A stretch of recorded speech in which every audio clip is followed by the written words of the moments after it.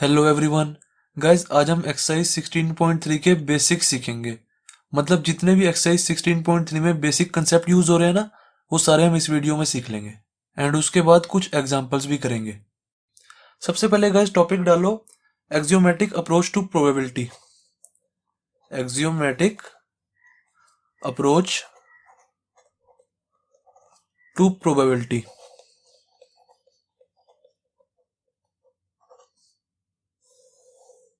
देखो guys axiomatic का क्या मतलब होता है। आपने guys class 9th class 10th में एक्सियम्स पढ़ी होंगी। AXIOMS एक्सियम्स पढ़ी होंगी। एक्सियम्स का गाइस मतलब होता है रूल्स।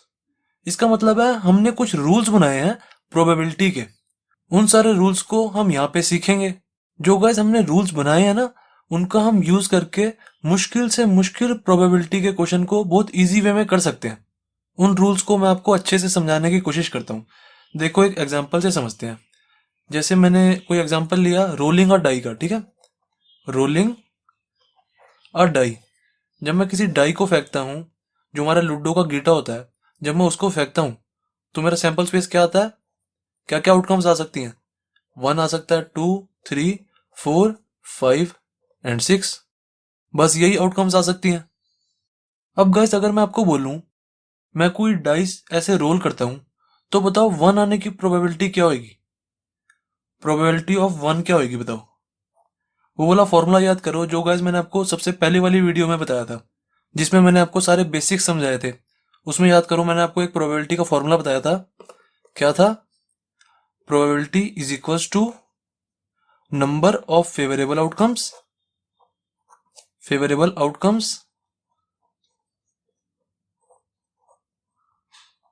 अपॉन में टोटल नंबर ऑफ आउटकम्स। ये वाला फॉर्मूला मैंने आपको बताया था ना।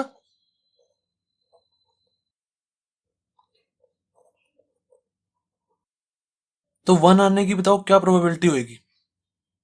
टोटल नंबर ऑफ आउटकम्स देखो क्या आएंगे। हमारे 6 आउटकम्स आ सकते हैं ना, जब हम किसी डाई को ऐसे फेंकते हैं। लूडो का जो गीटा होता है, जब हम उसको ऐसे फेंकते हैं तो 6 आउटकम्स आ सकती है ना। तो टोटल आउटकम्स तो हमारी 6 होगी। 1 2 3 4 5 6। तो नीचे तो 6 आ गया। अब फेवरेबल आउटकम्स देखते हैं। हमारी फेवरेबल आउटकम्स क्या होगी यहाँ पे। हमें निकालना है कि 1 आने की प्रोबेबिलिटी क्या होगी। तो देख लो हमारे सैंपल स्पेस में 1 कितनी बार है, एक बार है ना। तो 1/6 आ जाएगा। बस ये 1/6 प्रोबेबिलिटी ऑफ 1 क्या हो जाएगी, 1/6। ऐसे अगर मैं बोलूं प्रोबेबिलिटी ऑफ 2 बताओ, कि जब मैं ऐसे किसी डाई को ऐसे फेंकता हूं तो 2 आने की क्या प्रोबेबिलिटी है। यही वाला फॉर्मूला यूज करेंगे। टोटल नंबर ऑफ आउटकम्स कितनी है, 6। और नंबर ऑफ फेवरेबल आउटकम्स कितनी है, हमारा 2 कितनी बार है सैंपल स्पेस में, एक ही बार है ना। तो इसकी भी 1/6 आ जाएगी। ऐसी अगर प्रोबेबिलिटी ऑफ 3 निकालूं वो भी 1/6 आएगी। Probability of 3 is equals to 1/6। And ऐसे ही हमारी probability of 4 is equals to 1/6 आएगी। एंड प्रोबेबिलिटी ऑफ 5 भी 1/6 आएगी। एंड प्रोबेबिलिटी ऑफ 6 भी 1/6 आएगी, इसी फॉर्मूले का यूज करके। अब यहां से स्टार्ट होते हैं हमारे रूल्स। देखो यहाँ पे फर्स्ट रूल डाल लो। यहाँ पे फर्स्ट, जो गाइस हमारी प्रोबेबिलिटी होती है ना, किसी भी चीज की प्रोबेबिलिटी हो, किसी भी इवेंट की प्रोबेबिलिटी हो, जो हमारी प्रोबेबिलिटी होती है वो हमेशा 0 से बड़ी और 0 के इक्वल हो सकती है, और 1 से छोटी या 1 से इक्वल हो सकती है। मतलब किसी भी चीज की अगर हम प्रोबेबिलिटी निकाले ना, वो हमेशा 0 से 1 के बीच में ही आएगी। या तो हमारी प्रोबेबिलिटी 0 हो सकती है, या तो हमारी प्रोबेबिलिटी 1 हो सकती है, या 0 से 1 के बीच में हो सकती है। ठीक है, तो ये हमारा पहला रूल हो गया। अब दूसरा रूल देखते हैं। जैसे मैं कोई सैंपल स्पेस ले लेता हूँ। इस सैंपल स्पेस की जगह ना मैं कोई जनरल सैंपल स्पेस ले लेता हूँ, ठीक है। S इज इक्वल्स टू ले लेता हूँ जैसे कुछ भी यहाँ पे, जैसे यहाँ पे 1 2 3 4 5 6 है ना, मैं कुछ जनरली ऐसे ही ले रहा हूँ कुछ भी। जैसे x1 x2 ले लेते हैं, x1 x2 x3 कुछ भी हो सकता है। x की जगह यहाँ पे कुछ भी हो सकता है। ऐसे ही जनरली ले रहे हैं बस हम xn तक। तो हमारा सेकंड रूल क्या कहता है कि probability of x1 plus probability of x2 plus probability of x3 plus dot dot dot plus probability of xn is equals to क्या होती है, ऑलवेज 1 होती है। ऑलवेज 1। देखो मैं आपको इस चीज को प्रूव भी करा देता हूं। पहले एक बार अच्छे से इस रूल को समझ लो। सैंपल स्पेस क्या है हमारा, x1 x2 x3 xn तक जा रहा है, ठीक है। इसके अंदर कोई भी एलिमेंट्स हो सकते हैं, कुछ भी हो सकता है। तो मैंने क्या कहा, प्रोबेबिलिटी ऑफ इन सब के एलिमेंट्स है ना, ये जो सारे एलिमेंट्स हैं, इन सब की प्रोबेबिलिटी का सम देखो, probability of x1, probability of x2, probability of x3, मतलब इन सब की प्रोबेबिलिटीज का सम इज इक्वल टू 1 होता है। देखो मैं आपको प्रूफ कराता हूं, इस वाले सैंपल स्पेस पे आ जाओगे। सैंपल स्पेस हमारा 1 2 3 4 5 6 है ना। अब probability of 1, probability of 2, probability of 3, probability of 4, probability of 5, probability of 6 को, इन सबको प्लस कर दो, देख लेना हमारा आंसर 1 ही आएगा। Probability of 1 plus probability of 2 plus probability of 3 4 5 6, देख लेना हमारा आंसर 1 ही आएगा हर हालत में। 1/6 plus 1/6 plus 1/6 plus 1/6 plus 1/6 plus 1/6। अब देखो 6 बार 1/6 है ना, तो क्या हो गया, 6 इंटू में 1/6, 6 से ये 6 कैंसिल, इज इक्वल टू 1 हमारा आंसर। देख लो 1 ही आया हमारा आंसर, और यहां भी 1 ही आया था। इसमें आपको कोई भी रूल्स रटने की जरूरत नहीं है, आपको बस इतना देखना है, जैसे जो हमारा सैंपल स्पेस दिया हुआ है ना, उसके जितने भी एलिमेंट्स हैं, उन सब की अगर प्रोबेबिलिटी का अगर हम सम करें तो हमारा आंसर 1 आता है। ये देखो मैं आपको सब करके भी दिखा रहा हूं, हमारा आंसर 1 आया। कुछ भी रटने की जरूरत नहीं है, कुछ भी लर्न करने की जरूरत नहीं है। अब थर्ड रूल देखते हैं। थर्ड रूल हमारा क्या कहता है, जैसे इसके लिए भी मैं कोई सैंपल स्पेस ले लेता हूं। Sample space is equal to, ऐसी कोई जनरल ले लेता हूं, x1 plus x2 sorry comma x1 comma x2 comma x3 comma x4, बस 4 तक ही ले लेते हैं, ज्यादा नहीं लेते। ये रूल मुझे बताता है कि अगर मैं एक से ज्यादा एलिमेंट्स की प्रोबेबिलिटी को एक साथ निकालूं ना, तो वो प्रोबेबिलिटी मेरी क्या आती है, देखो मैं बताता हूं। जैसे देखो प्रोबेबिलिटी ऑफ मेरे को निकालनी है x1 कॉमा x2 की, x1 x2 आने की प्रोबेबिलिटी निकालनी है मुझे, तो वो क्या होती है, probability of x1 plus probability of x2, probability of x1 plus probability of x2। देखो हम पहले क्या कर रहे थे, हम पहले सिर्फ और सिर्फ सिंगल एलिमेंट की प्रोबेबिलिटी निकाल रहे थे। जैसे देखो हमने यहाँ पे सिर्फ एक एलिमेंट की निकाली है ना, 1 की, यहाँ पे 2 की, यहाँ पे 3 की, एक ही एलिमेंट की निकाल रहे हैं। यहाँ पे भी देखो हमने सिर्फ और सिर्फ एक ही एलिमेंट की प्रोबेबिलिटी निकाली है, probability of x1, probability of x2, सिर्फ और सिर्फ एक ही एलिमेंट की, प्रोबेबिलिटी ऑफ x3, एक एलिमेंट की निकाल रहे हैं बस हम। अब इधर मैं क्या सिखा रहा हूँ, एक से ज्यादा एलिमेंट की प्रोबेबिलिटी हम कैसे निकाल सकते हैं। देखो अगर यहाँ पे x1 x2 है, तो क्या हो जाएगा हमारा, प्रोबेबिलिटी ऑफ x1, एक एलिमेंट की प्रोबेबिलिटी, x1 की प्रोबेबिलिटी मतलब, देन प्लस x2 की प्रोबेबिलिटी। देखो मैं आपको एग्जांपल से समझाता हूं। यही वाला सैंपल स्पेस ले लो, इसमें हमें निकालनी है जैसे प्रोबेबिलिटी ऑफ 1,2, 1,2 आने की प्रोबेबिलिटी निकालनी है। तो मैंने आपको क्या बताया, इसका फॉर्मूला है probability of 1 plus probability of 2 कर दो। तो 1 आने की क्या प्रोबेबिलिटी थी हमारी, 1/6 थी ना, तो 1/6 प्लस 2 आने की क्या प्रोबेबिलिटी थी हमारी, 1/6, तो 1/6 प्लस 1/6 इज इक्वल टू क्या हो गया, 2 इंटू 1/6, 1/3 हमारा आंसर आ गया। तो प्रोबेबिलिटी ऑफ 1,2 क्या आई हमारी, 1/3। अब ऐसी अगर मुझे प्रोबेबिलिटी ऑफ 1,2,3 की निकालनी होती, 3 एलिमेंट्स की एक साथ, तो मैं क्या करता, probability of 1 plus probability of 2 plus probability of 3, क्या आ जाती हमारी, 1, प्रोबेबिलिटी ऑफ 1 क्या है, 1/6, 2 भी 1/6 है, प्रोबेबिलिटी ऑफ 3 भी 1/6 है, तो तीनों को प्लस कर दो, 1/6 plus 1/6 plus 1/6 is equal to क्या हो गया हमारा, 3 इंटू 1/6, 3 2 जा इज इक्वल टू 1/2 हमारा आंसर। समझे हो कैसे निकालनी है। एक से ज्यादा एलिमेंट्स की प्रोबेबिलिटी हम इस वाले फॉर्मूले से भी निकाल सकते हैं, डरा मत करो कभी भी। ये वाला जो फॉर्मूला ना हमारा, ये जगत फॉर्मूला है, हर क्वेश्चन में यूज हो सकता है। जैसे देखो इस वाले फॉर्मूले का यूज करके मैं इसकी प्रोबेबिलिटी निकाल के दिखाता हूँ, 1,2 आने की क्या प्रोबेबिलिटी है। देखो सबसे पहले टोटल नंबर ऑफ आउटकम्स कितने हमारे, 6 है ना, तो नीचे तो 6 आ गया। देन ऊपर क्या होगा, नंबर ऑफ फेवरेबल आउटकम्स। देखो फेवरेबल आउटकम्स वो आउटकम्स होती हैं जो हमें लानी होती हैं। हमें क्या लाना है, 1,2 लाना है ना, तो ये कितनी है, 1 और 2, टोटल 2 है ना, ये तो ऊपर क्या आ जाएगा, 2 आ जाएगा। 2/6 हमारा आंसर, इसको काट दो, 2 1 जा, 2 3 जा, तो 1/3 हमारा आंसर आ गया।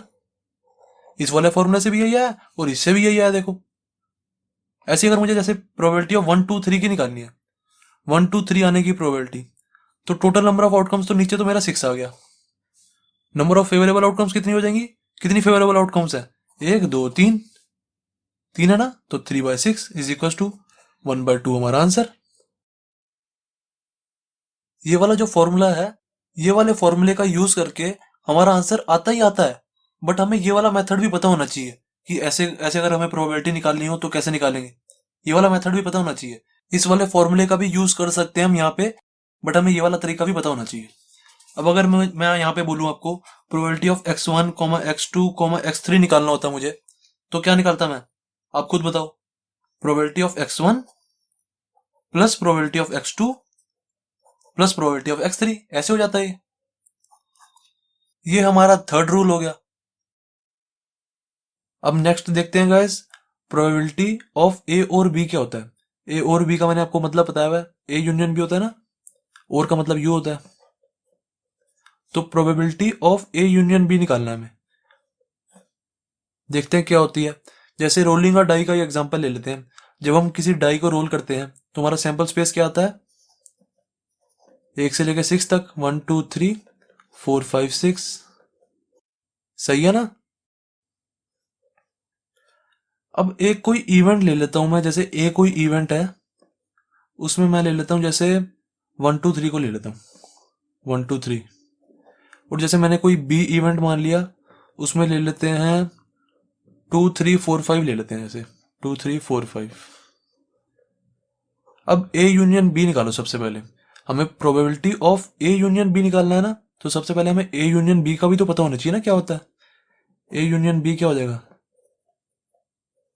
इसके भी एलिमेंट्स और इसके भी एलिमेंट्स, दोनों को यहां पे लिख दो। बस इतना ध्यान रखना कि सेट्स में कभी भी रिपीटेटिव एलिमेंट नहीं लिखते। जैसे एक बार मैंने 2 को लिख दिया तो दोबारा 2 नहीं लिखूंगा। अब 1 2 3 लिखा है यहाँ पे मैंने सबसे पहले, देन अब यहाँ पे 2 3 4 5 है। अब 2 3 को मैं पहले ही लिख चुका हूं तो दोबारा नहीं लिखूंगा, दोबारा नहीं लिखते कभी भी। बचा क्या यहाँ पे 4 5 बचा, तो 4 5 को लिख देते हैं बस। ये हमारा ए यूनियन बी आ गया। अब हमें probability of A union B निकालना है, तो क्या हो जाएगा, इज इक्वल टू, वही वाला फॉर्मूला याद करो, number of favourable outcomes upon में टोटल नंबर ऑफ आउटकम्स। अब यहाँ पे हमारे फेवरेबल आउटकम्स कितनी है, देखो 1 से लेके 5 तक, टोटल 5 है ना, तो नंबर ऑफ फेवरेबल आउटकम्स तो हमारी 5 आ गई ऊपर। देन नीचे क्या आता है हमारा, total number of outcomes. Total outcomes कितनी है हमारी, सैंपल स्पेस में होती है ना हमारी टोटल आउटकम्स, सैंपल स्पेस में हमारी 6 आउटकम्स हैं देखो, तो अपॉन में 6 आ गया। ये हमारा answer, probability of A union B क्या है, 5/6। ऐसे कई सारे एग्जांपल्स हो सकते हैं। अब देखते हैं probability of A and B, ये क्या होता है, probability of A intersection B. And का मतलब इंटरसेक्शन होता है। अब यही वाला एग्जांपल ले लेते हैं, जैसे इसमें ए एंड बी निकालो, ए इंटरसेक्शन बी निकाल के दिखाओ मुझे क्या आएगा। क्योंकि हमें probability of A intersection B निकालना है, तो सबसे पहले हमें ए इंटरसेक्शन बी का भी तो पता होना चाहिए ना क्या है। तो सबसे पहले ए इंटरसेक्शन बी निकाल रहे हैं। इंटरसेक्शन क्या होता है हमारा, सेम सेम एलिमेंट्स जो होते हैं ना वो आ जाते हैं बस। देखो सेम सेम एलिमेंट्स क्या क्या है इसमें, इसमें 2 है, इसमें 2 है, इसमें 3 है, इसमें भी 3 है, तो 2,3 आ रहा है बस, और कुछ तो सेम है ही नहीं दोनों में। अब निकाल दो probability of A intersection B, क्या आ जाएगा, वही वाला फॉर्मूला यूज करो, number of favourable outcomes upon में total number of outcomes.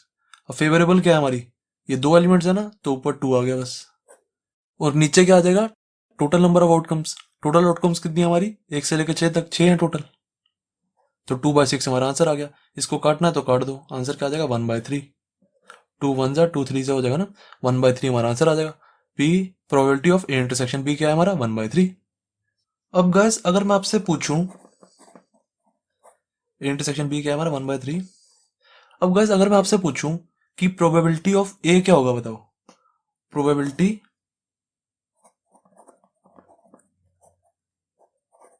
Of ए या प्रोबेबिलिटी ऑफ बी भी बताओ मेरे को क्या होगा।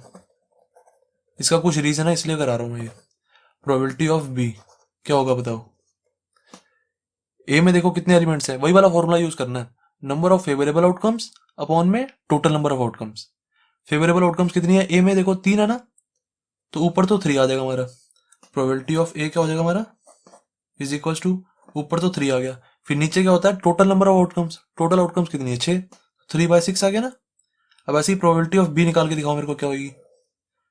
कितने एलिमेंट्स है इसमें, 4 है ना, तो फेवरेबल आउटकम्स होगी हमारी 4, और अपॉन में टोटल नंबर ऑफ आउटकम्स कितनी हो जाएंगी, 6। इसको काटना है तो काट भी सकते हो, इसमें कोई दिक्कत वाली बात नहीं है। जैसे काट देता हूँ मैं इसको, 3 1 जा 3 2 जा इज इक्वल टू क्या आ गया 1/2। इसको भी काट सकते हो, 2 2 जा 2 3 जा इज इक्वल टू 2/3 आ गया।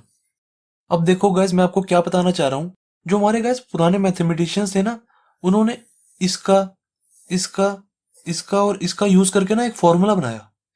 क्या फॉर्मूला बनाया? Probability of A union B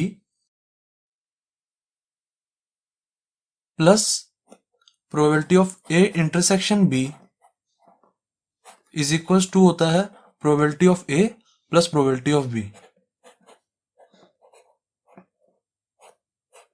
अभी मैं आपको इस वाले फॉर्मूले का प्रूफ भी देता हूं, टेंशन मत लो। एंड गाइस, कई बार ना ये वाला फॉर्मूला जो है, इसमें जो ये probability of A intersection B है ना, वो इस साइड भी लिखा होता है।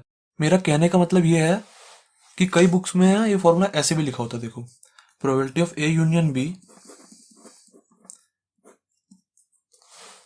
Is equals to probability of A plus probability of B.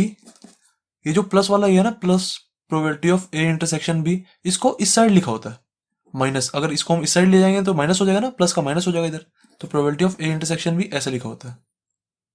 तो आप चाहो तो इस फॉर्मूले को ऐसे भी लर्न कर सकते हो, तो भी कोई दिक्कत नहीं है। मैं हमेशा कैसे लर्न करता हूँ, हमेशा इस वाले फॉर्मूले को मैं ऐसे लर्न करता हूँ, क्योंकि देखो इस वाले फॉर्मूले में देखो सारी जगह ना प्लस का साइन है और यहाँ पे एक जगह नेगेटिव आ जाता है। क्योंकि कई बार हमें पेपर में ना याद नहीं रहता कि जो हमारा नेगेटिव साइन है वो इंटरसेक्शन वाले के आगे है या यूनियन वाले के आगे है। आप खुद ट्राई करना, देखो कई बार ना पेपर में हमें भूल जाता है कि नेगेटिव साइन हमारा किसके आगे था। तो मेरा जो तरीका है ना, मैं हमेशा इस वाले फॉर्मूले को ऐसे लर्न करता था। आप जैसे मर्जी कर सकते हो, आंसर दोनों से 100% राइट ही आता है। मैं हमेशा ऐसे लर्न करता था। अब देखो मैं आपको इस वाले फॉर्मूले का प्रूफ बता देता हूँ। Probability of A union B plus probability of A intersection B होता है हमेशा probability of A plus probability of B. इसका प्रूफ है, देखो ये हमारा probability of A union B क्या है, 5/6 था ना, 5/6 लिखा हमने यहाँ पे। Then probability of A intersection B क्या आया था हमारा, 1/3 आया था ना। देन प्लस 1/3 कर दो यहाँ पे, प्लस 1/3। अब इसका आंसर निकालो आप। इसका आंसर जो भी आएगा ना, फिर इसका आंसर निकाल के देखना। प्रोबेबिलिटी ऑफ ए 1/2 प्लस 2/3, देख लेना दोनों का आंसर सेम ही आएगा। निकाल के दिखा देता हूँ मैं, चलो आपको। 5/6 प्लस 1/3, इसका आंसर देखो क्या आएगा, एलसीएम ले लो 6, आंसर आ जाएगा 5 plus 2 is equal to 7/6। 7/6 answer आ गया, सही है। अब इसका आंसर निकाल के देखो, probability of A plus probability of B का, 1/2 प्लस 2/3, एलसीएम ले लो 6, क्या आ जाएगा, इज इक्वल टू 7/6 आ गया हमारा ये। 7/6, इधर भी 7/6, तो दोनों इक्वल आया ना। तो इससे हमारा प्रूव होता है कि probability of union plus probability of intersection is equal to होता है इवेंट्स की प्रोबेबिलिटी के। इवेंट्स क्या है हमारे, A and B, A and B है ना। तो इवेंट्स की प्रोबेबिलिटी का सम इज इक्वल टू होता है यूनियन की प्रोबेबिलिटी प्लस इंटरसेक्शन की प्रोबेबिलिटी। अब अपना लास्ट टॉपिक देख लेते हैं, उसके बाद एग्जांपल्स करेंगे कुछ। लास्ट टॉपिक डाल लो, प्रोबेबिलिटी ऑफ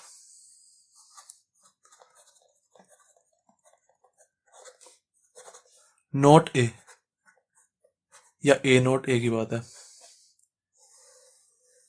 अब जैसे देख लो, मान लो हमें कोई सैंपल स्पेस दिया हुआ है S, S is equal to, जैसे मान लो हमें दिया हुआ है 1, 2, 3, जैसे ये कोई सैंपल स्पेस दिया हुआ है मान लो।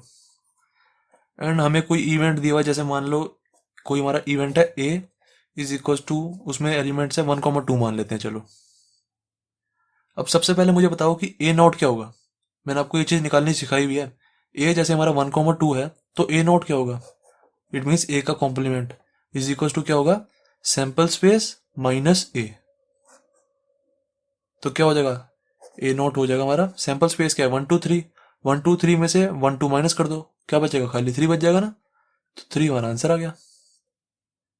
तो ए नॉट तो आ गया हमारा 3। अब मैंने आपको क्या बताया, प्रोबेबिलिटी ऑफ ए नॉट निकालना हमें। ए नॉट या नॉट ए एक ही बात होती है, कंफ्यूज मत होना कभी भी।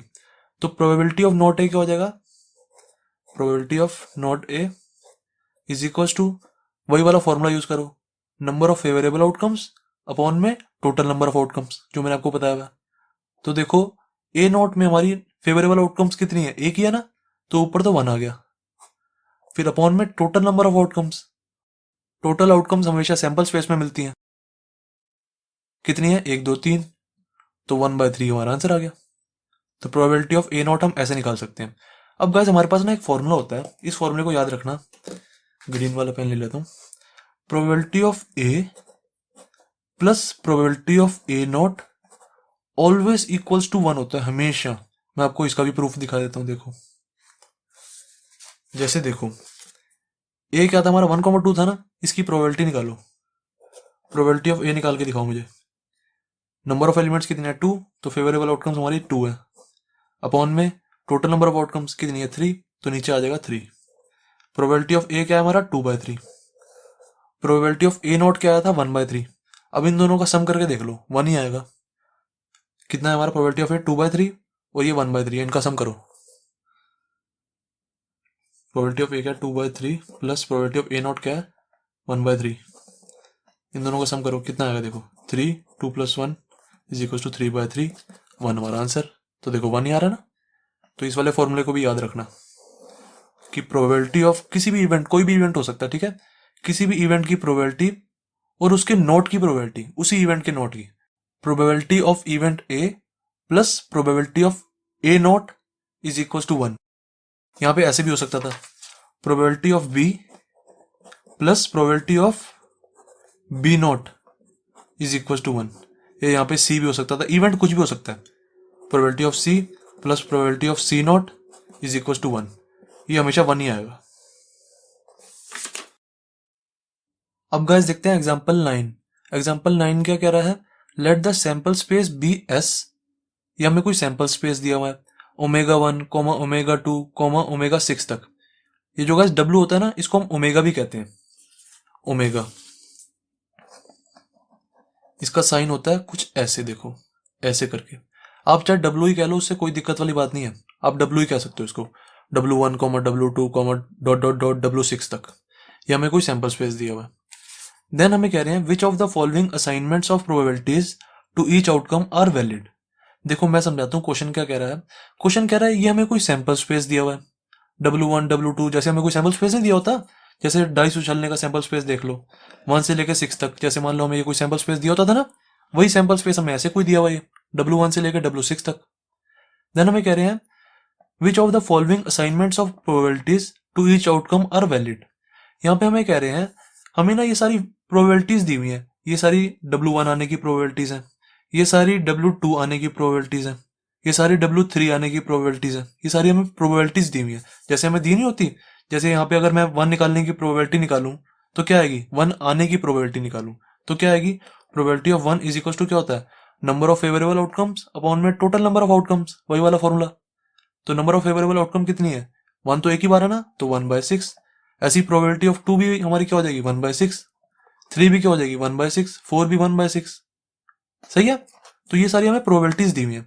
एक चीज का ध्यान रखना, इस क्वेश्चन में हमें ये नहीं बोला हुआ कि जो हमें ये सारी प्रोबेबिलिटीज दी हुई हैं ये करेक्ट है या नहीं है, ये हमें बिल्कुल भी नहीं बोला क्वेश्चन में। हमें क्वेश्चन में बोला है क्या ये प्रोबेबिलिटीज वैलिड है, वैलिड बोला है।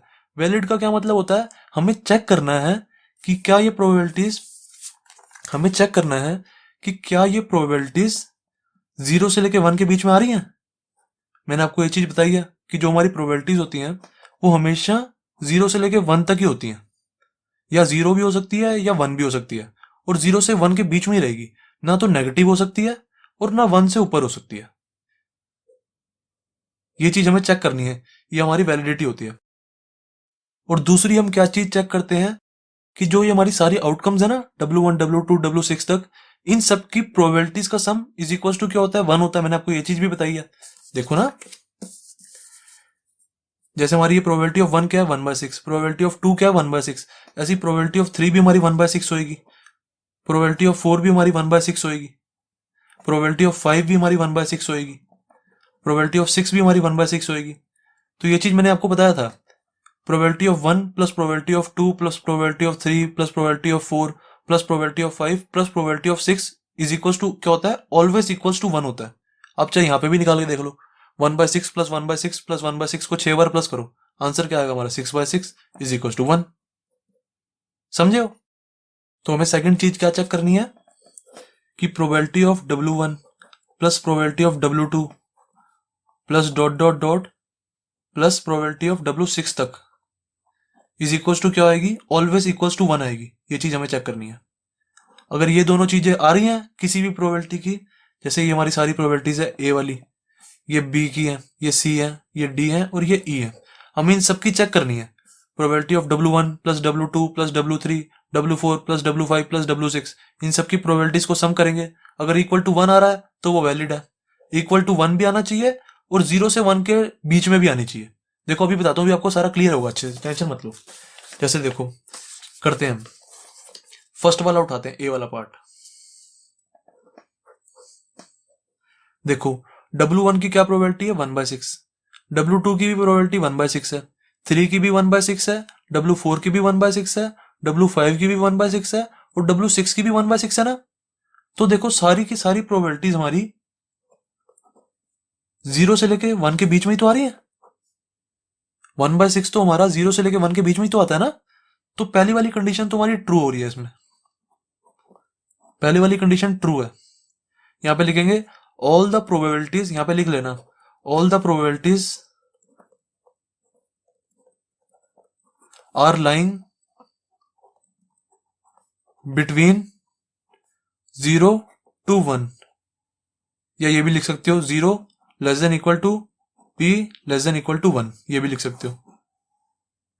ये वाला सेम टू सेम क्वेश्चन हमारा एक्सरसाइज का फर्स्ट क्वेश्चन है, तो अच्छे से समझना इसको।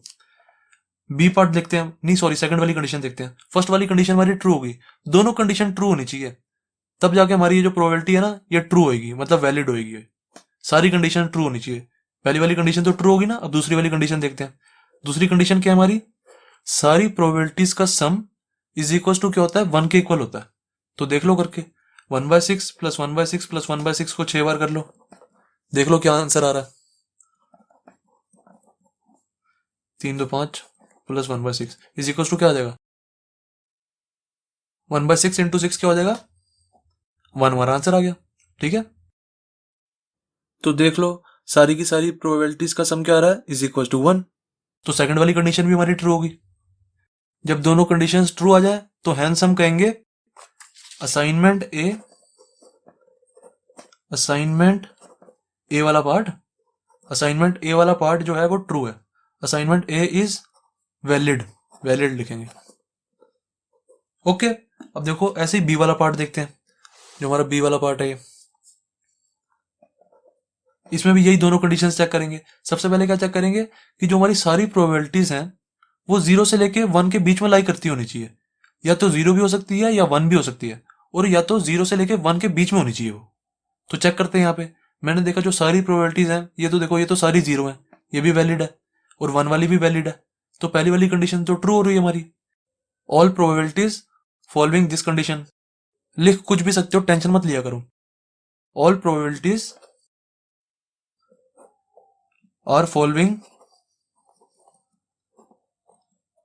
This condition.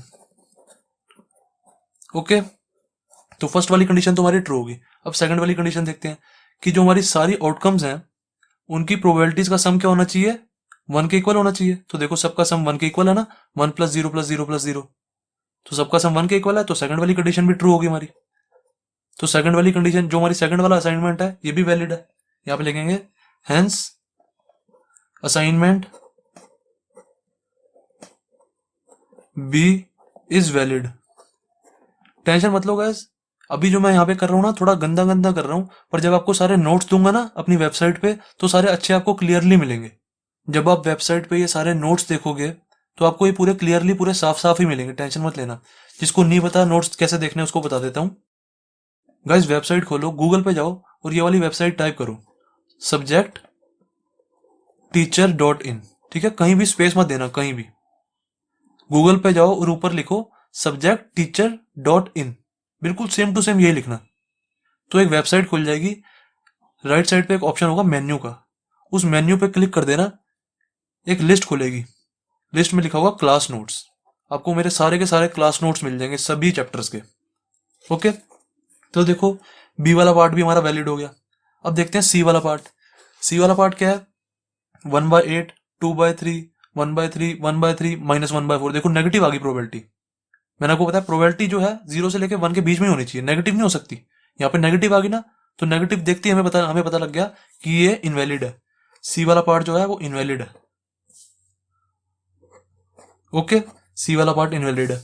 डी वाला पार्ट देखते हैं, 1/12, 1/12, 1/6, 1/6, 3/2। देखो 3/2 तो 1 से बड़ा होता है ना, जो 3/2 होता है इज इक्वल टू क्या होता है, 1.5। तो किसी की भी प्रोबेबिलिटी हमारी 1.5 हो ही नहीं सकती, तो ये भी इनवैलिड हो गया डी वाला पार्ट। तो यहाँ पे लिखेंगे assignment D is also invalid. अब ई वाला पार्ट देख लो। ई वाले पार्ट में क्या है, 0.1, 0.2, ये सारी प्रोबेबिलिटीज 1 के तो बीच में ही आ रही है। तो पहले वाली कंडीशन तो हमारी ये वाली कंडीशन तो ट्रू हो रही है। दूसरी वाली कंडीशन क्या है, सबका सम 1 के इक्वल आना चाहिए। दोनों, ये चीज ध्यान रखना गाइस, दोनों ट्रू होनी चाहिए। अगर कोई एक भी कंडीशन फॉल्स है ना, तो हमारा आंसर फॉल्स ही रहेगा, मतलब हमारा आंसर इनवैलिड ही रहेगा। तो देखो पहली वाली कंडीशन तो इसमें ट्रू होगी। अब दूसरी वाली कंडीशन देखते हैं कि सारी प्रोबेबिलिटीज का सम 1 के इक्वल होना चाहिए। तो करो, देखो 1 के इक्वल आ रहा है, 6, 5, 4, 6, 5, 11, 11, 4, 15, 15, 3, 18, ये 21 हो गया, 2.1 हो गया। 2.1 तो हो ही नहीं सकती, आंसर 1 आना चाहिए ना। इन सबका जब आप सम करोगे तो हमारा आंसर 2.1 आ रहा है, आंसर आना चाहिए 1। तो दूसरी कंडीशन हमारी फॉल्स हो रही है, हेंस इनवैलिड हो गया ये। तो डी वाला पार्ट भी हमारा इनवैलिड है और ई वाला पार्ट भी इनवैलिड है। ये ई था ना, ई वाला पार्ट भी इनवैलिड आया था, तो दोनों इनवैलिड है। तो एग्जाम्पल 9 हो गया हमारा कंप्लीट। अब गाइस देखते हैं एग्जाम्पल 10। जो गाइस ये हमारा एग्जाम्पल 10 है ना, इसमें कार्ड्स का कंसेप्ट यूज होगा। तो जिसको कार्ड्स का कंसेप्ट नहीं आता वो एक्सरसाइज 16.2 के बेसिक्स वाली वीडियो देख लो। जो एक्सरसाइज 16.2 के बेसिक्स वाली वीडियो है उसमें एंड में मैंने आपको कार्ड्स का पूरा कंसेप्ट कराया हुआ है। तो सबसे पहले उस वीडियो में से कार्ड्स वाला कंसेप्ट अच्छे से सीख लो। अब स्टार्ट करते हैं एग्जाम्पल 10। एग्जाम्पल 10 क्या कह रहा है, 1 card is drawn from the well shuffled deck of 52 cards. Question में कह रहा है गाइस, कह रहा है जो हमारे 52 कार्ड्स होते हैं ना, हमने उनको वेल शफल्ड किया हुआ है, मतलब हमने उसकी पलटी मार रखी है। जैसे समझ लो ये हमारे 52 कार्ड्स है, हमने उसकी ऐसे पलटी नहीं मारते। जब हम घर पे कभी खेलते हैं कार्ड्स, कोई बच्चा खेलता हो तो हम ऐसे करके ऐसे पलटी मारते हैं, वही लिखा हुआ है यहाँ पे, well shuffled deck of 52 cards है। फिर कह रहे हैं हमने उन 52 कार्ड्स में से ना एक कार्ड को निकाला। यहां तक यही कह रहा है, देखो 1 card is drawn from the well shuffled deck of 52 cards. 52 card में से हमने एक कार्ड को निकाला। फिर कह रहे हैं if each outcome is equally likely. इस इक्वली लाइकली का गैस बहुत बड़ा मतलब है। क्या मतलब इसका, कि हमने ना उसमें कुछ भी चिटिंग नहीं की हुई। जैसे देखो हमारे कार्ड्स में, सबसे पहले इक्वली लाइकली का मतलब समझो। इक्वली लाइकली का मतलब होता है कि उसमें कुछ भी बायसनेस नहीं है, हमने उसमें कुछ भी चीटिंग नहीं कर रखी। जैसे कॉइन में समझो, कॉइन में जब हम कॉइन को उछालते हैं तो हेड्स और टेल्स दोनों आ सकता है ना। अगर वो वाला कॉइन नॉट इक्वली लाइकली होता, नॉट इक्वली लाइकली, इसका मतलब है कि हमने उस कॉइन में कुछ ना कुछ चीटिंग की हुई है। कि हो सकता है उसके हमने दोनों तरफ हेड्स लगाया हो तो उसमें दोनों तरफ हेड्स आएगा, या हो सकता है हमने उसकी दोनों तरफ टेल्स लगाया हो तो दोनों तरफ टेल हो जाएगा ना।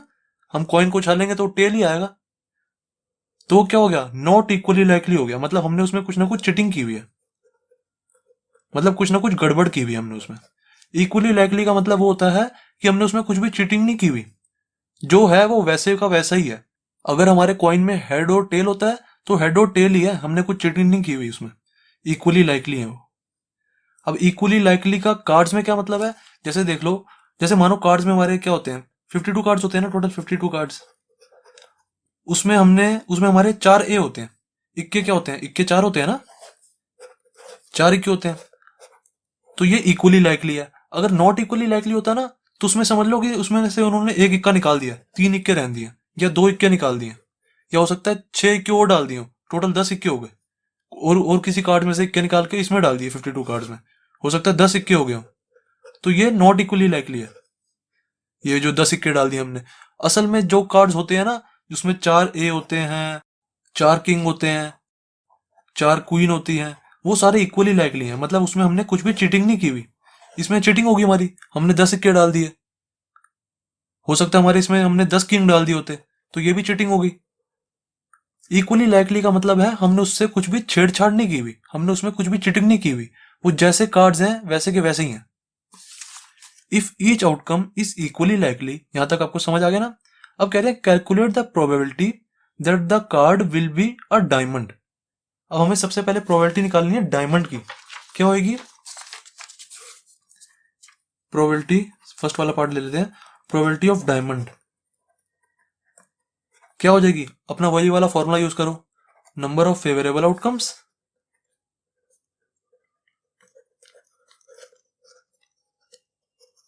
अपॉन में टोटल नंबर ऑफ आउटकम्स। यही वाला फॉर्मूला यूज करके बताओ क्या होगी। डायमंड कितने होते हैं, एक कार्ड में 13 डायमंड होते हैं, सबको पता है बात। जो हमारे 52 कार्ड्स होते हैं उसमें डायमंड्स कितने होते हैं, 13 डायमंड होते हैं, 13 ही हर्ट्स होते हैं, 13 डायमंड, 13 ही हार्ट्स होते हैं, 13 ही क्लब्स होते हैं, और 13 ही स्पेड होते हैं हमारे। ये चीज मैंने आपको कार्ड्स वाले कंसेप्ट में बताई थी। अब देखो हमारे 13 डायमंड है ना, तो आने की क्या प्रोबेबिलिटी हुई इनकी, नंबर ऑफ फेवरेबल आउटकम्स होगी हमारी 13, तो ऊपर तो मेरा 13 आ गया।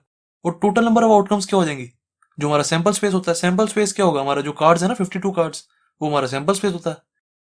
यहाँ पे कार्ड्स का सैंपल स्पेस लिखने की कोई जरूरत नहीं है, क्योंकि कार्ड्स का अगर हम सैंपल स्पेस लिखेंगे तो हमें 52 आउटकम्स लिखनी पड़ेंगी। जैसे इक्का आता है, फिर 2 आता है, 3 आता है, 4 आता है, ऐसे बहुत सारी आउटकम्स होती है ना कार्ड्स में। ऐसे तो हमें लिखते हुए बहुत ज्यादा टाइम लग जाएगा, तो इसमें हम लिखते नहीं है सारी के सारे सैंपल स्पेस लिखते नहीं है। बस हमें ये इतना पता होता है ना कि सैंपल स्पेस में कितने एलिमेंट्स हैं, 52 एलिमेंट्स हैं। सबको पता है ये बात, क्योंकि 52 कार्ड्स हैं तो एलिमेंट भी 52 ही होंगे ना सैंपल स्पेस में हमारे। तो यहाँ पे कितने नंबर ऑफ आउटकम्स आ जाएंगी, टोटल नंबर ऑफ आउटकम्स 52। तो ये हमारा आंसर आ गया 13/52। इसको काट दो, 13 कितना आ जाएगा, 13 1 जा, 13 4 जा, 1/4 हमारा आंसर आ गया। प्रोबेबिलिटी ऑफ डायमंड कितना आ गया, 1/4। तो यहाँ पे लिख दो first part solution, first part probability of a diamond क्या आई is equal to 13/52 is equal to 1/4। बस हमें यही आंसर लिखना है, इतना जो सब मैंने आपको समझाया ना ये सब लिखना नहीं होता आंसर, बस हमें सीधा ये लिखना है, ये वाली लाइन। देन सेकंड देखते हैं, सेकंड पार्ट हमारा not an S, probability of not an S. अब ये निकालना सीखते हैं। अब यहाँ पे नॉट एन एस लिखा है, तो सबसे पहले हम प्रोबेबिलिटी निकालते हैं एस की। एस आने की क्या प्रोबेबिलिटी होती है, प्रोबेबिलिटी ऑफ एस निकाल देते हैं ना सबसे पहले। एस आने की क्या प्रोबेबिलिटी होती है, हमारे पूरे कार्ड्स में 4 एस होते हैं ना, 4 इक्के होते हैं, तो नंबर ऑफ फेवरेबल आउटकम कितनी होगी हमारी, 4 होगी। और टोटल नंबर ऑफ आउटकम्स कितनी है, 52। तो 4/52 हमारा आंसर आ गया। इसको काट दो, कट जाएगा ये, 2 2 जा 2 26 जा, 2 1 जा 13 जा, इज इक्वल टू 1/13 हमारा आंसर आ गया। प्रोबेबिलिटी ऑफ एस आया। अभी हमें क्या निकालना है, नॉट एन एस। तो नॉट एन एस कैसे निकलेगा, इस चीज का मैंने अभी आपको एक फॉर्मूला लिखवाया कि प्रोबेबिलिटी ऑफ किसी भी इवेंट की प्रोबेबिलिटी, probability of S plus probability of S not, probability of not an S is equal to क्या होगी, 1 होगी। ये मैंने अभी आपको फॉर्मूला लिखवाया तो है, probability of A plus probability of A not is equal to 1। मैंने अभी आपको फॉर्मूला लिखवाया था, तो इस वाले फॉर्मूले का यूज करो। प्रोबेबिलिटी ऑफ एस हमें पता है 1/13 है, तो यहाँ पे 1/13 लिख दो।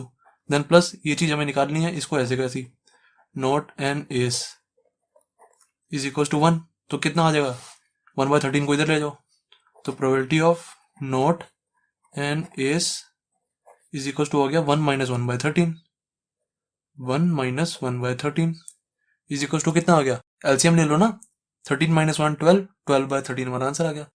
अब देखो एक तरीका तो ये है करने का, इसका एक दूसरा तरीका भी है, थोड़ा दिमाग लगाओ। हमें क्या कह रहे हैं, probability of not an S, मतलब इक्का नहीं आना चाहिए, बाकी कोई भी कार्ड आ जाए, ये कहना चाह रहे हैं वो। कह रहे हैं जो 52 कार्ड्स होते हैं उसमें से अगर हम कोई कार्ड निकालें तो एस नहीं आना चाहिए, इक्का नहीं आना चाहिए, और कोई कार्ड आ सकता है। तो देखो एस होते हैं कितने, हमारे 4 एस होते हैं ना, पूरे के पूरे जो 52 हमारे कार्ड्स होते हैं उसमें हमारे 4 एस होते हैं। हमें क्या कह रहे हैं, एस नहीं आना चाहिए। तो नहीं आना चाहिए क्या मतलब, हमारे जो 48 कार्ड्स बचे, जो हमारे 48 कार्ड्स बचे उसकी आने की बात कर रहे हैं वो, इसकी आने की बात तो कर ही नहीं रहे वो वो कह रहे हैं एस नहीं आना चाहिए, तो जो 48 कार्ड्स बचे उसमें से ही तो हम कुछ ना कुछ उठाएंगे ना, तो फेवरेबल आउटकम कितनी होगी हमारी 48 होगी। 48 अपॉन में टोटल नंबर ऑफ आउटकम कितनी होगी 52। इसका आंसर निकाल दो, इसका भी आंसर यही आएगा 12/13 देख लो, 24 जा 26 जा 12 जा 13 जा इज इक्वल टू 12/13 हमारा आंसर आ गया। समझे हो, क्वेश्चन में कह रहा है एस नहीं आना चाहिए, तो जो आना चाहिए उसका हमने निकाल दिया। 48 कार्ड्स में थी तो हम फिर कुछ ना कुछ उठाएंगे ना, जो हमारे 48 कार्ड्स बचे हैं 4 एस पे हमने कांटा लगा दिया, उसको तो हम निकाल ही नहीं सकते ना। हमें कह रहे हैं एस नहीं निकालना और कुछ निकालना है, तो और कुछ हम इसमें से ही तो निकालेंगे ना, तो ये हमारी फेवरेबल आउटकम्स होगी। अब उनमें टोटल नंबर ऑफ आउटकम्स लिखा, हमने आंसर निकाल दिया। तो ऐसे भी कर सकते हैं, हमारी मर्जी होती है। अब देखते हैं third part, probability of black card निकालना है हमें।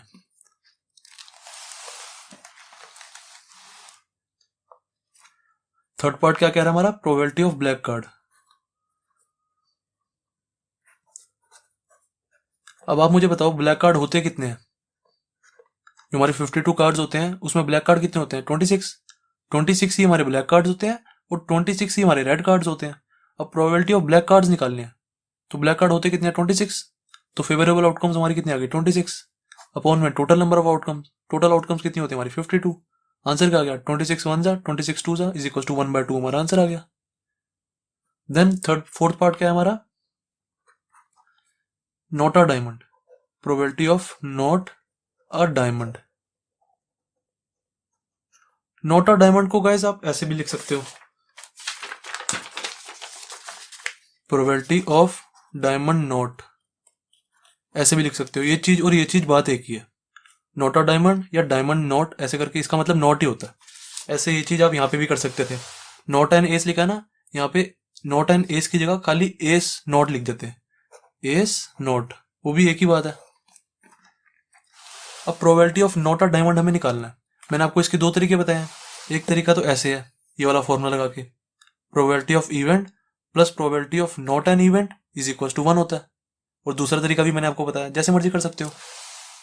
मैं ये फॉर्मूले का यूज करके ही कर रहा हूं, probability of diamond plus probability of diamond not is equal to 1 होता है। प्रोबेबिलिटी ऑफ डायमंड क्या हो जाएगा, अब हमारे जो डायमंड होते हैं कार्ड्स में कितने होते हैं 13 होते हैं ना, सबको पता है 13 ही डायमंड होते हैं, 13 ही हमारे हार्ट्स होते हैं, 13 ही क्लब्स होते हैं और 13 ही स्पेड्स होते हैं। तो डायमंड हमारे 13 है, तो फेवरेबल आउटकम कितनी होगी 13। Probability of diamond is equal to क्या होगी 13, नंबर ऑफ फेवरेबल आउटकम्स हमारी 13 होगी और टोटल नंबर ऑफ आउटकम कितनी होगी 52। आंसर क्या आ गया 1/4। प्रोबेबिलिटी ऑफ डायमंड आ गया हमारा 1/4। अब हमें निकालना क्या है, प्रोबेबिलिटी ऑफ डायमंड नॉट निकालना है। इस 1/4 को यहाँ पे डाल दो, आंसर आ जाएगा हमारा 1 - 1/4। Probability of diamond not is equal to 1 - 1/4 is equal to 3/4 हमारा आंसर। फोर्थ पार्ट भी कंप्लीट। अब गाइस देखते हैं फिफ्थ पार्ट। फिफ्थ पार्ट में हमें क्या निकालना है, probability of not a black card, ये निकालना है कि ब्लैक कार्ड नहीं आना चाहिए। एंड गाइस अगर आप इस वाले क्वेश्चन को दूसरे वाले मेथड से करते, अभी तो हमने ये वाला फॉर्मूला लगा के किया ना, अगर दूसरे वाले मेथड से करते जो डायरेक्टली आ जाता है आंसर, उससे कैसे करते, हमें क्या निकालना है, probability of not a diamond निकालना था। देखो जो हमारे 52 कार्ड्स होते हैं उसमें 13 डायमंड होते हैं ना, जो बाकी पत्ते बचे, कितने पत्ते बचे 39, 13 जो कार्ड्स थे हमारे डायमंड थे, ये हमारे डायमंड है। अब इनको तो हम निकाल नहीं सकते, हमें बोला नॉट अ डायमंड, डायमंड नहीं आना चाहिए, तो हम किस में से निकालेंगे, इन 39 पत्तों में से निकालेंगे ना, जो हमारा कार्ड आएगा वो इन 39 पत्तों में से आएगा। इन 13 को तो हम निकाल नहीं सकते क्योंकि हमें डायमंड नहीं निकालना, नॉट अ डायमंड निकालना है। तो बाकी जो हमारे पत्ते बच्चे, ये नॉट अ डायमंड है ना, ये वाले जो पत्ते हैं नॉट डायमंड है, मतलब इनमें डायमंड नहीं है कोई भी, डायमंड इसमें आ चुका है, नॉट अ डायमंड। तो हमारी फेवरेबल आउटकम कितनी होगी 39 अपॉन में टोटल नंबर ऑफ आउटकम कितनी होगी 52। तो हम ऐसे भी आंसर निकाल सकते थे, 13 3 जा कितना आ जाएगा 13 3, ये 13 3 जा 13 4 जा 3/4, देख लो 3/4 ही आया था हमारा आंसर। तो ऐसे भी कर सकते हो, ऐसे भी कर सकते हो। अब फिफ्थ पार्ट में क्या करें, probability of not a black card, black card नहीं आना चाहिए, दूसरा कोई भी कार्ड आ जाए। तो देखो जो हमारे कार्ड्स होते हैं 52 जो हमारे कार्ड्स होते हैं उसमें 26 रेड होते हैं और 26 ही ब्लैक होते हैं। 26 ब्लैक होते हैं और 26 रेड होते हैं। अब वो कह रहे हैं ब्लैक नहीं आना चाहिए, रेड आ सकता है। तो हम ब्लैक तो निकाल नहीं सकते, तो ऑब्वियसली रेड ही निकालेंगे। ब्लैक तो हम निकाल नहीं सकते ना, तो रेड आने की प्रोबेबिलिटी क्या हो जाएगी, is equal to favourable outcome कितनी है 26 बाय 52, ये हमारा आंसर। 26 1 जा 26 2 जा 1/2 हमारा आंसर आ जाएगा। सही है, ऐसे भी कर सकते हो और अगर आपको फॉर्मूले से करना है तो वैसे भी कर सकते हो। प्रोबेबिलिटी क्या है गाइस, दिमाग की गेम है प्रोबेबिलिटी। अगर आपने थोड़ा सा भी दिमाग यूज कर लिया ना तो आपका आंसर 2 मिनट में आने की जगह 10 सेकंड में आ जाता है। ये आप पे डिपेंड करता है कि आप कितनी जल्दी अपने दिमाग में प्रोबेबिलिटी को सॉल्व करते हो। इस वाले फॉर्मूले से करना चाहो तो इससे भी कर सकते हैं हम। Probability of black card plus probability of not black card, black card पे नॉट लगा दो ऊपर, इज इक्वल टू क्या होता है 1 होता है। प्रोबेबिलिटी ऑफ ब्लैक कार्ड अब निकाल लो, क्या हो जाएगी प्रोबेबिलिटी ऑफ ब्लैक कार्ड हो जाएगी हमारी is equal to, black card हमारे होते कितने हैं 26 होते हैं ना, तो 26 by 52 is equal to 1/2। Probability of black card आ गया हमारा 1/2, तो probability of black card not कितना आ जाएगा 1 माइनस 1/2 इज इक्वल टू कितना हो जाएगा 1/2 हमारा answer. Probability of black card पे नोट लगा दो इज इक्वल टू 1 माइनस 1/2। इस 1/2 वाली वैल्यू को, जो प्रोबेबिलिटी ऑफ ब्लैक कार्ड है, इसकी वैल्यू को यहां पे डाल रहा हूं, तो 1 माइनस 1/2 कितना आ जाएगा, एलसीएम ले लो 2 माइनस 1 इज इक्वल टू 1/2 हमारा आंसर। तो देख लो इस वाले मेथड से भी 1/2 आ रहा है और जो मैंने दूसरा मेथड बताया ये वाला, इससे भी 1/2 आ रहा है। कर जैसे मर्जी सकते हैं। एग्जाम्पल 10 भी कंप्लीट हो गया। अब गाइस देखते हैं एग्जाम्पल 11। एग्जाम्पल 11 जो है ना गाइस वो मैं आपको लिखवा नहीं रहा, मतलब उसका जो क्वेश्चन है वो नहीं लिखवा रहा, डायरेक्ट बता देता हूं मैं आपको कि क्वेश्चन क्या कह रहा है। क्वेश्चन कह रहा है गाइस, कह रहा है कोई एक हमारा बैग है, उसमें टोटल 9 डिस्क हैं, 9 डिस्क हैं उसमें। कह रहा उनमें से 4 तो रेड है। कह रहा जो 9 डिस्क है ना इस बैग में, उसमें से 4 रेड है, 3 ब्लू हैं और 2 येलो हैं। ठीक है, ये कह रहा है क्वेश्चन। देख लो 4 red 3 blue 2 yellow is equal to 9 हो गया, तीनों को प्लस कर दो। कह रहा है इसमें जो 9 डिस्क है ना उसमें से 4 रेड हैं, 3 ब्लू हैं और 2 येलो हैं। इतना क्वेश्चन कह रहा है। कह रहा है अगर हम इस बैग में से एक डिस्क निकालते हैं तो हमें प्रोबेबिलिटीज बतानी है कि बताओ रेड आने की क्या प्रोबेबिलिटी होगी, ब्लू आने की क्या प्रोबेबिलिटी होगी, येलो आने की क्या प्रोबेबिलिटी होगी। ये सब प्रोबेबिलिटीज बतानी है हमें। अगर हम ये जो बैग है इसमें से कोई एक डिस्क निकालते हैं तो प्रोबेबिलिटीज बतानी है हमें, बस बता देते हैं। सबसे पहला पार्ट है कि बताओ रेड आने की क्या प्रोबेबिलिटी होगी, कि अगर हम इस बैग में से कोई एक डिस्क निकालते हैं तो वो डिस्क रेड कलर की आए तो उसकी प्रोबेबिलिटी क्या होगी। अपना वो वाला फॉर्मूला यूज करो, number of favourable outcomes upon में टोटल नंबर ऑफ आउटकम्स, ये वाला फॉर्मूला यूज करो। अब देखो फेवरेबल आउटकम्स क्या है हमारी, हमने रेड बॉल निकालनी है ना, तो रेड बॉल कितनी है 4, तो ऊपर क्या आ जाएगा 4, नीचे क्या आ जाएगा टोटल आउटकम्स, टोटल कितनी है 9 डिस्क है ना, तो नीचे 9 आ गया, 4/9 हमारा आंसर। ओके, तो सेकंड पार्ट देखते हैं। सेकंड पार्ट कह रहे हैं अगर हम इस वाले बैग में से कोई डिस्क निकालते तो बताओ येलो डिस्क आने की प्रोबेबिलिटी क्या होती। देखो येलो है कितनी हमारी 2 है ना, तो फेवरेबल आउटकम कितनी होगी हमारी 2, probability of yellow is equal to कितनी होगी, ऊपर आ गया 2, नीचे आ जाएगा 9, टोटल आउटकम्स हमारी 9 है, तो 2/9 हमारा आंसर। ऐसी अगर मेरे को प्रोबेबिलिटी ऑफ ब्लू निकालनी होती, थर्ड पार्ट है हमारा प्रोबेबिलिटी ऑफ ब्लू निकालना है। जो हमारा ये बैग है अगर मैं इसमें से कोई एक डिस्क निकालता हूं तो हमें बताना है कि वो ब्लू आएगी, उसकी प्रोबेबिलिटी क्या है। ब्लू कितनी है हमारी, कितनी डिस्क है ब्लू 3 है ना, तो ऊपर आ जाएगा 3, फेवरेबल आउटकम्स हमारी 3 है, अपॉन में टोटल आउटकम्स हमारी 9 है, ये हमारा आंसर। इसके कट रहा है तो इसको काट दो, 3 1 जा 3 3 जा 1/3 हमारा आंसर। देन फोर्थ पार्ट है हमारा नॉट ब्लू। नॉट ब्लू बताओ, कह रहे हैं अगर हम ये जो हमारा जो ये बैग है इसमें से अगर हम कोई डिस्क निकालते हैं तो वो ब्लू नहीं आनी चाहिए, बाकी कोई भी आ सकती है, रेड भी आ सकती है, येलो भी आ सकती है, कोई भी आ सकती है। तो एक तो तरीका ये है जो मैंने आपको शॉर्ट तरीका बताया, देखो हमारी ब्लू नहीं आनी चाहिए ना, तो क्या क्या आ सकती है, रेड आ सकती है और येलो आ सकती है ना। तो फेवरेबल आउटकम कितनी होगी हमारी, 4 और 2 6, क्योंकि ब्लू तुम्हारी आ नहीं सकती ना, उन्होंने बोला नॉट ब्लू, तो ब्लू पे तो काटा लगा दो, ब्लू नहीं आ सकती हमारी। या तो 4 रेड आ सकती हैं या 2 येलो आ सकती हैं। तो फेवरेबल आउटकम कितनी होगी हमारी, 4 और 2 6, अपॉन में टोटल आउटकम कितनी होगी हमारी 9। ये हमारा आंसर, 3 2 जा 3 3 जा इज इक्वल टू 2/3 हमारा आंसर। एक तरीका तो ये है, ये शॉर्ट तरीका होता है, ऐसे भी कर सकते हो आप, 100% राइट है ये, पूरे फुल मार्क्स मिलेंगे इसमें, कोई दिक्कत नहीं है। और दूसरा तरीका क्या है, मैंने आपको बताया हुआ, प्रोबेबिलिटी ऑफ इवेंट, जैसे यहाँ पे इवेंट बी चल रहा है तो बी ले लेते हैं, plus probability of event not B not is equal to 1, ये हमारा फॉर्मूला होता है।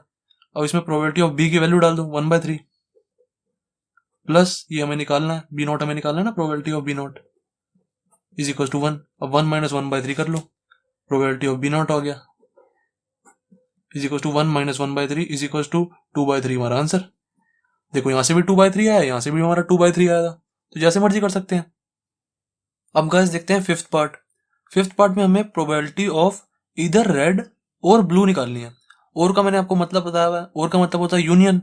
इट मीन्स मुझे probability of red union blue निकालना है, यूनियन ब्लू, ये मुझे निकालना है। अब आप गाइस खुद बताओ, मैं रेड यूनियन ब्लू इधर इतनी आसानी से निकाल सकता हूं? क्योंकि देखो मुझे क्वेश्चन में ये दिया हुआ है ना, मेरे पास 4 रेड बॉल्स हैं, 3 ब्लू बॉल्स हैं और 2 येलो बॉल्स हैं, यही दिया हुआ ना हमें क्वेश्चन में। अब बताओ मैं यूनियन कैसे निकाल सकता हूँ? इतना आसान नहीं है ना इधर यूनियन निकालना। देखो 4 रेड बॉल्स हैं, 3 ब्लू बॉल्स हैं, इनका मैं यूनियन कैसे निकाल सकता हूँ? देखो मैं आपको अच्छे से समझाता हूँ और अच्छे से। जैसे मान लो हमारे पास कोई डाइस थी, एग्जाम्पल ले रहे हैं, रफ में समझा देता हूँ। जैसे हमारे पास कोई डाइस थी, कोई हमारे पास डाई है, उसका सैंपल स्पेस क्या आता था, 1 से लेकर 6 तक, 1 से लेकर 6 तक, 2 3 4 5 6, यही आता था ना हमारा सैंपल स्पेस। अब जैसे मुझे कोई इवेंट दिया हुआ है ए, मान लो 1 2 3 है, जैसे मुझे कोई इवेंट दिया हुआ है बी इज इक्वल टू 3 4 5, ऐसे कोई दिया हुआ है। अब इसका मैं यूनियन इजीली निकाल सकता हूं क्योंकि नंबर्स हैं। इसका यूनियन देखो मैं कितनी इजीली निकाल दूंगा, ए यूनियन बी क्या आ जाएगा, 1 2 3,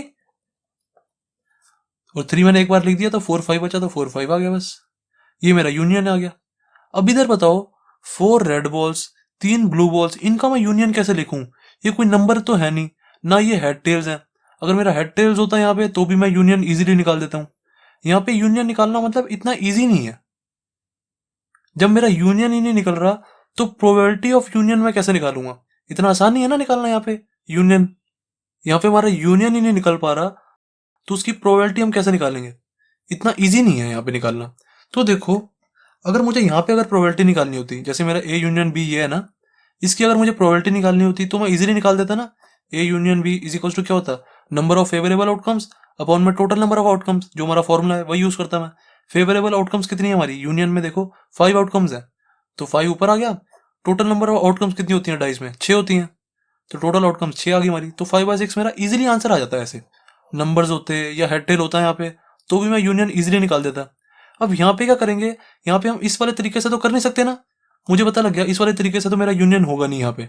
तो मैंने सोचा मुझे यूनियन निकालना है, इसके लिए मेरे पास एक फॉर्मूला भी तो है यूनियन का।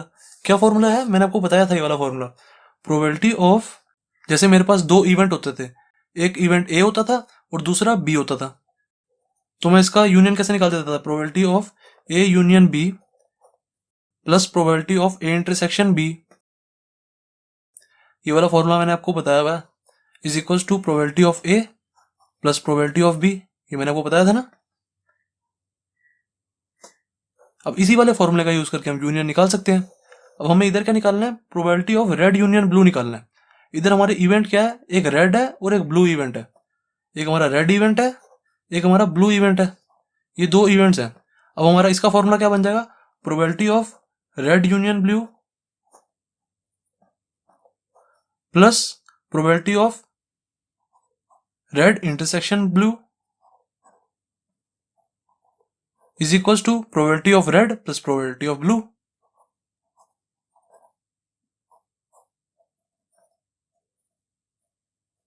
ओके, आप चाहो तो इसको शॉर्ट में भी लिख सकते हो, probability of R union B ऐसे लिख सकते हो, probability of R union B, ऐसे थोड़ा ज़्यादा इजी रहेगा, plus probability of R intersection B is equal to probability of R plus probability of blue. लिख जैसे मर्जी सकते हैं, वो हमारी मर्जी है। अब मैंने देखा कि मैं यहाँ पे यूनियन इजीली निकाल सकता हूँ, क्योंकि मुझे probability of red and probability of blue दोनों पता है। यहाँ पर देखो, प्रोबेबिलिटी ऑफ हमने आर भी निकाला था और प्रोबेबिलिटी ऑफ हमने बी भी निकाला था, 4/9 और 1/3, ये तो हमें पता है। इसकी जगह मैं यहाँ पे 4/9 लिख देता हूँ, प्लस इसकी जगह 1/3 लिख देता हूँ। सही है ना, यहाँ से मैंने उठा लिया इनको। अब ये मुझे निकालना है, इसको ऐसे कैसे लिख दिया जिसको निकालना है। अब probability of R intersection B क्या आएगा, 0 आएगा ना। देखो समझाता हूं, जैसे हमारा ये ए और बी एक इवेंट है, ठीक है, ये डाई वाला एग्जांपल ले रहा हूं सेम टू सेम। जैसे हमारा ये इवेंट है ए, ये इवेंट है बी, 1 2 3 और 3 4 5, इनका इंटरसेक्शन क्या आएगा, A intersection B is equal to क्या आता है हमारा, जो कॉमन वाला पार्ट होता है, कॉमन क्या 3 है ना, तो 3 बस हमारा ये इंटरसेक्शन आ जाएगा। अब मुझे इसकी प्रोबेबिलिटी निकालनी है ए इंटरसेक्शन बी की, तो क्या आ जाएगी, number of favourable outcomes upon में टोटल नंबर ऑफ आउटकम्स, वो वाला फॉर्मूला यूज कर रहा हूँ। तो नंबर ऑफ फेवरेबल आउटकम्स ऊपर क्या आएगा हमारा, ऊपर एक ही एलिमेंट है ना, तो ऊपर 1 आ जाएगा, अपॉन में टोटल नंबर ऑफ आउटकम्स कितनी है, सैंपल स्पेस हमारा 6 है ना, तो यहाँ पे 6 आ जाएगा, तो 1/6 हमारा आंसर आ गया। जैसे मान लो हमारा इंटरसेक्शन ये कुछ आया होता, जैसे ए इंटरसेक्शन बी, जैसे मान लो हमारा आया होता 3,4,5 ऐसे आया होता, मान लो आया होता, तो इसकी प्रोबेबिलिटी हम कैसे निकालते हैं, A intersection B is equal to probability of A intersection B is equal to number of favourable outcomes upon में टोटल नंबर ऑफ आउटकम्स। अब फेवरेबल आउटकम्स हमारी कितनी है, 1 2 3, तो ऊपर 3 आ गया, अपॉन में नीचे 6 आ गया, 3 1 जा 3 2 जा इज इक्वल टू 1/2। ऐसे हमारा इजीली निकल जाता है ना probability of A intersection B. अब बताओ, अगर मेरा इंटरसेक्शन यहाँ पे खाली होता, ए इंटरसेक्शन बी अगर कुछ आता ही नहीं, जैसे मान लो यहाँ पे 1 2 3 है और यहाँ पे 4 5 होता, ए कोई इवेंट है 1 2 3, बी कोई इवेंट है 4 5, अब इसका इंटरसेक्शन देखो 0 आएगा ना, मतलब कुछ भी नहीं आएगा, खाली खाली सेट आएगा। इसका इंटरसेक्शन में कुछ है ही नहीं, कुछ नहीं है, तो हम खाली सेट ऐसे लिख देते हैं। अब इसका प्रोबेबिलिटी कैसे निकालोगे आप बताओ मुझे, intersection B is equal to क्या आएगा, देखो जब हमारे इसके अंदर एक एलिमेंट था तो हमने यहाँ पे 1 लिखा था, जब हमारे इसके अंदर 3 एलिमेंट्स थे तो हमने यहाँ पे 3 लिखा था। अब यहाँ पे हमारे एलिमेंट्स ही नहीं है, तो यहाँ पे हम 0 लिखेंगे ना, 0/6 इज इक्वल टू 0 हमारा आंसर आ जाएगा। तो ऐसे ही देखो हमारे ये वाले क्वेश्चन में भी तो इंटरसेक्शन 0 ही आएगा ना। यहाँ पे हमारी 4 रेड बॉल्स हैं, 4 रेड बॉल्स हैं और 3 ब्लू बॉल्स हैं। अब बताओ, रेड बॉल्स और ब्लू बॉल्स में कुछ भी सेम होता है, जो हमारा इंटरसेक्शन होता है वो कॉमन वाला पार्ट होता है ना, जो हमारा इंटरसेक्शन होता है वो कॉमन वाला पार्ट होता है बस। इसमें देखो कुछ भी कॉमन नहीं है, इसमें 4 रेड बॉल्स हैं, इसमें 3 ब्लू बॉल्स हैं, इन दोनों में कुछ भी कॉमन नहीं है। जैसे देखो इसमें 1 2 3 था, इसमें 3 4 5 था, इसके पास 3 था और इसके पास 3 था, तो हमने 3 ऐसे यहाँ पे इंटरसेक्शन लिख दिया था। अब इसमें देखो यहाँ पे 4 रेड बॉल्स हैं और 3 ब्लू बॉल्स हैं, इन दोनों में कुछ भी कॉमन नहीं है, ये ब्लू कलर की बॉल्स हैं, ये रेड कलर की बॉल्स हैं, तो कुछ भी कॉमन नहीं है ना। तो आर इंटरसेक्शन बी क्या आएगा, खाली, खाली सेट का क्या आता है इंटरसेक्शन, तो probability of A intersection B क्या आता है हमारा 0। ऐसे यहाँ पे क्या आएगा, probability of R intersection B is equal to 0, 0/6, तो 0 ही आएगा ना हमारा आंसर। तो ये चीज हमारी 0 हो गई, तो आंसर कितना आ गया हमारा, probability of R union B is equal to 4/9 plus 1/3, इसको प्लस कर दो बस, एलसीएम लेके हमारा आंसर आ गया, 4 प्लस 3 3 इज इक्वल टू 7/9 हमारा आंसर। दैट्स इट, एग्जाम्पल 11 हो गया खत्म। एंड जो गाइस एग्जाम्पल 12 एंड एग्जाम्पल 13 है ना, उसको नेक्स्ट वीडियो में करा दूंगा। Thank you.